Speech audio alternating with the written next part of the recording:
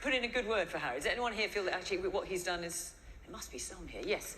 But done the right thing. Yes, the woman there actually, the woman on the end in the black, yeah. I think Harry has done his best to address some personal struggles, and when I watched the interview with ITV, he sat down and he was quite candid. I think, what kind of country are we going to be if you can't even express freely, how you feel, what you're going through?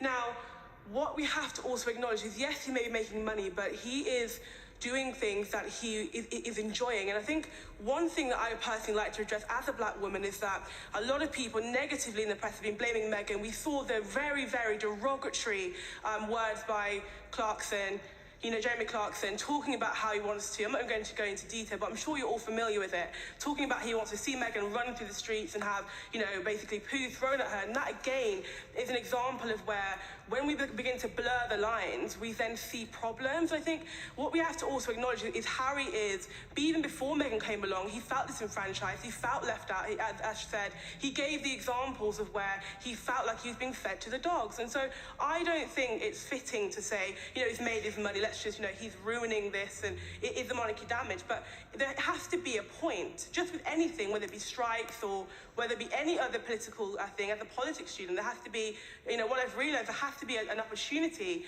for people to say, this is what I believe, I'm going to air that. And so even, things like racism, because racism is prevalent in the press and it needs to be addressed. Okay. Bridget.